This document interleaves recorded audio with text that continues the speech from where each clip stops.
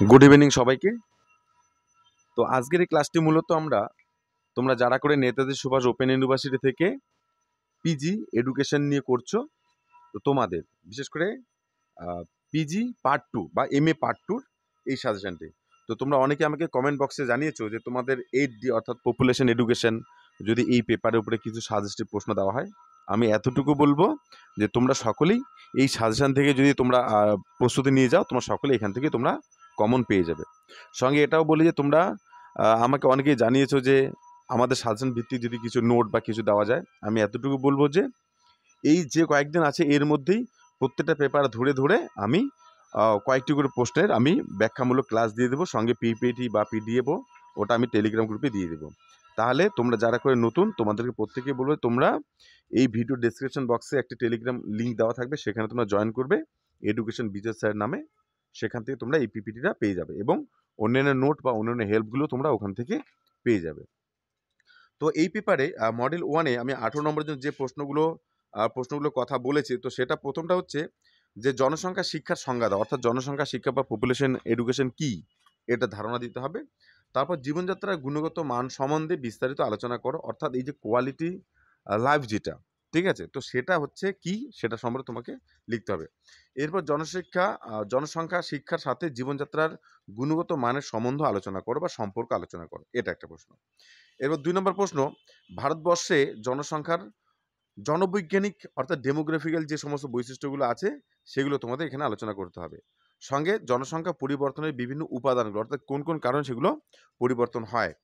এরপর 3 নম্বর প্রশ্ন যেটা, যে জীবনযাপনের মান যেসব সূচকের দ্বারা অর্থাৎ কী কী ইন্ডেক্সগুলোর উপর নির্ভরশীল করছে সেগুলো তোমাদের এখানে আলোচনা করতে হবে। এরপর জনসংখ্যা নিয়ন্ত্রণের অন্তত যে কোনো 3টি পদ্ধতি, অর্থাৎ জনসংখ্যাকে আমরা নিয়ন্ত্রণ করতে পারি এই জন্য 3টি পদ্ধতি কী কী সেটা সরকারিভাবে নেওয়া হয়েছে বা আমরা নিতে পারি সমাজের পক্ষ থেকে, তো সেগুলো তোমাদের এখানে আলোচনা করতে হবে।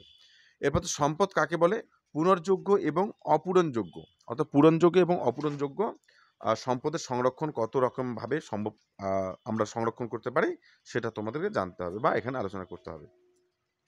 এরপর সম্পদ সংরক্ষণের বিভিন্ন পন্থাগুলি, অর্থাৎ আমরা কত রকমভাবে যায় এবং কোন কোন পদ্ধতিতে করা যায়। মোট কথা এই প্রশ্নটা তোমাদের এর আগে এসছে, তাই আমি সেই জায়গা থেকে আমি এটা কালেক্ট করেছি এবং কিছু নতুন প্রশ্ন এখানে ঢুকিয়েছি এবং কিছু প্রশ্নকে আমি বাদও দিয়ে দিয়েছি, যেগুলোকে আমি মনে করেছি আমার পক্ষে হয়তো সম্ভাবনা কম আছে আসার সেগুলোকে।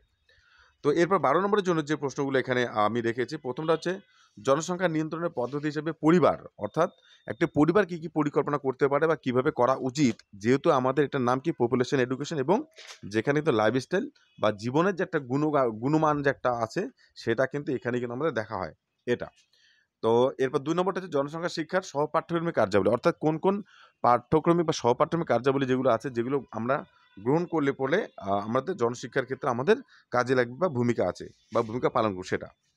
3 নম্বরে শিক্ষায় প্রথা বহির্ভূত শিক্ষার ভূমিকা আলোচনা করে। দেখো একবার বলছে প্রথাগত, এবার বলছে প্রথা বহির্ভূত, ঠিক আছে। তো এবার একটা পরিবার, তো এটা এই ক্ষেত্রে কিন্তু তোমরা কিন্তু ভালো করে কিন্তু একটু ভালো করে বুঝলে আশা করি তোমার কিন্তু খুব ইজি হয়ে যায় বিষয়টা। এরপর হচ্ছে 4 নম্বরটা হচ্ছে পারিবারিক জীবন সম্পর্কিত শিক্ষা সম্বন্ধে আলোচনা করো, অর্থাৎ আমরা পরিবার বা ফ্যামিলি এডুকেশনটা কি বুঝাই, কিভাবে বুঝতে পারি এটা।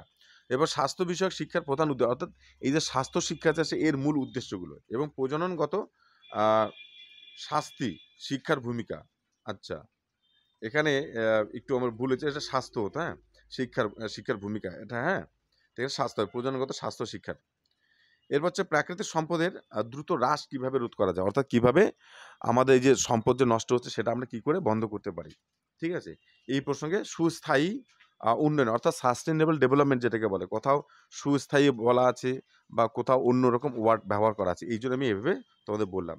এরপর হচ্ছে সঠিক সম্পদের ব্যবহার, অর্থাৎ আমরা সঠিক সম্পদ যে আছে প্রাকৃতিক সম্পদ বলো বা মানব সম্পদ বলো সেগুলোকে কী করে আমরা উপযুক্ত পদ্ধতি ব্যবহার করব সেটা তোমাদের এখানে আলোচনা করতে হবে। এবার শিক্ষা জনসংখ্যা নিয়ন্ত্রণ সম্পর্কে এটা তোমাদের একটা টিকা লিখতে হবে। এরপর জনশিক্ষার গতি প্রকৃতি, দেখো গতি প্রকৃতি ওয়ার্ডটা একটু আলাদা রকম মিনিং আছে, এই জন্য ব্যাকেটে দিয়ে দিয়েছে ডায়নামিক্স, ঠিক আছে, অর্থাৎ তার যেটা গতিশীলতা সেটা কীরকম সেটা আমাদের এখানে জানতে হবে। এবার আমি কেন বললাম একটু আগে যে তোমাদের ওই যে স্থায়ী, এখানে দেখো এখানে আবার বলছে স্থিতিযোগ্য বিকাশ অর্থাৎ সাস্টেনেবল ডেভেলপমেন্ট সম্পর্কে তোমাদের এখানে লিখতে হবে। এরপর জনঘনত্ব সম্পর্কে ভারতের জনসংখ্যা শিক্ষার সঙ্গে গৃহীত কার্যক্রম, অর্থাৎ আমাদের ভারতে কীরকম আমরা কার্যক্রম বা কীরকম প্রোগ্রামগুলোকে আমরা গ্রহণ করি সেগুলো। এরপর যৌন শিক্ষা সম্পর্কে তোমাদের লিখতে হবে এটা। এরপর রয়েছে মডেল 2 18 নম্বরের জন্য পরিবেশ শিক্ষা কাকে বলে? অর্থাৎ পরিবেশ শিক্ষার সংজ্ঞা এবং অন্যান্য বিভিন্ন যে বিজ্ঞানগুলো আছে বা অন্যান্য যে শাস্ত্রগুলো আছে সেগুলোর সঙ্গে এই পরিবেশবিদ্যার সম্পর্কটা কোথায়? অর্থাৎ জিওগ্রাফি কী করে সম্পর্কিত, এডুকেশন কী করে সম্পর্কিত, ইতিহাস কী করে সম্পর্কিত। তো এই বিষয়গুলো কিন্তু এখানে আলোচনা করতে হবে। এরপর প্রথাগত পরিবেশ শিক্ষার স্তরগুলো কী, কী? ঠিক আছে? এটা। এরপর পরিবেশ শিক্ষায় গণমাধ্যমের ভূমিকা আলোচনা করো। এটা একটা। এরপর হচ্ছে পরিবেশ দূষণ বলতে কী বোঝায়? জনবিস্ফোরণ এবং পরিবেশ দূষণের সম্পর্ক বিস্তারিতভাবে আলোচনা করো। তাহলে এখানে কিন্তু দুটো বিষয় ঢুকে যাচ্ছে, এটা একটু তোমরা মাথায় রেখে এগোবে। এবার পরিবেশ দূষণ রোধে শিক্ষার ভূমিকা কী, কী? তো এই ৩টা প্রশ্ন আমি রেখেছি। আশা করি ৩টা প্রশ্ন থেকেই তোমরা কমন পেয়েই যাবে। ঠিক আছে? এরপর ১২ নম্বরের জন্য মানুষের সঙ্গে পরিবেশের সম্পর্ক বিস্তারিতভাবে আলোচনা করো। তাহলে এটাও একটা ভালো প্রশ্ন। ২ নম্বর হচ্ছে বায়ু দূষণ ও শব্দ দূষণ জলদূষণ সম্বন্ধে বিস্তারিত আলোচনা করো। অর্থাৎ যেকোনো এই বায়ু দূষণ, জলদূষণ, শব্দ দূষণ এই ৩টার মধ্যে থেকে একটা তোমাদের মানে ২টো আসবেই। এটা আমার মন বলছে। এরপর হচ্ছে কি পরিবেশ শিক্ষার পরিধি আলোচনা করো। অর্থাৎ তার পরিধি এটা বা স্কোপ এটা। এবার প্রাথমিক স্তরে পরিবেশ শিক্ষার বিষয়বস্তুগুলো কী, কী? কী, কী বিষয় আমরা সেখানে দেই বা কী দেওয়া উচিত? এই শিক্ষা পদ্ধতি কীরকম হওয়া উচিত? এটা। এরপর হচ্ছে পরিবেশের অবক্ষয় বলতে কী বোঝো? ঠিক আছে? এরপর হচ্ছে পরিবেশ শিক্ষার সংক্ষিপ্ত ইতিহাস বর্ণনা করো। এবার হচ্ছে পরিবেশ দূষণের শ্রেণীবিভাগগুলো তুলে ধরো। অর্থাৎ বিভিন্ন যে দূষণগুলো আছে সেগুলো। তারপর পরিবেশ শিক্ষা পাঠ্যক্রম রচনা নীতি। অর্থাৎ পরিবেশ শিক্ষা যে আছে এনভায়রনমেন্টাল এডুকেশন যে আছে সেটাকে আমরা ওর পাঠ্যক্রম যখন তৈরি করব সেখানে কী, কী নীতিগুলো থাকবে এটা। এবং ৪ নম্বরের জন্য ইউনেস্কো এর ভূমিকা। তারপরে পরিবেশ শিক্ষায় গবেষণা। অর্থাৎ কী, কী গবেষণাগুলো করা উচিত বা কী, কী গবেষণাগুলো আমাদের এর সঙ্গে সম্পর্কিত এই বিষয়গুলো। বিশ্ব উষ্ণায়ন অর্থাৎ গ্লোবাল ওয়ার্মিং যেটা আছে সেটা সম্পর্কে তোমাদের টিকা লিখো। এরপর বৈদ্যুতিক মাধ্যমের টিকা। অর্থাৎ এই যে পরিবেশ শিক্ষা বৈদ্যুতিক মাধ্যম কী, কী ভূমিকা পালন করে সেটা। এবার বাস্তুতন্ত্র সম্পর্কে টিকা লেখো। এরপর কিন্তু শব্দ দূষণ এবং জল দূষণের ধারণা দাও। অর্থাৎ এই শব্দ দূষণ, জল দূষণ এই এবং বায়ু দূষণ এই যে ৩টা ইউনিট আছে এই ৩টা ইউনিট থেকে আমি জানি তোমাদের অনেক কিছুই কমন পেয়ে যাবে। এবং আমি প্রত্যেকেই বলব যে যারা করে নতুন তোমরা অবশ্যই চ্যানেলটি সাবস্ক্রাইব করো। কেননা এর পরবর্তীতে তোমাদের অন্যান্য যে সমস্ত এডুকেশন সাবজেক্টে যদি কেউ এগিয়ে যেতে চাও সেটা অন্য কোনো কম্পিটিশন পরীক্ষায় হোক বা যাই হোক তোমরা এখান থেকে বা এই গ্রুপ থেকে তোমরা হেল্প পাবে। তাই চ্যানেলটাকেও তোমরা সাবস্ক্রাইব করো, সঙ্গে টেলিগ্রাম গ্রুপেও জয়েন হয়ে যাও এবং অন্যান্য হেল্পগুলো তোমরা পাও। ঠিক আছে?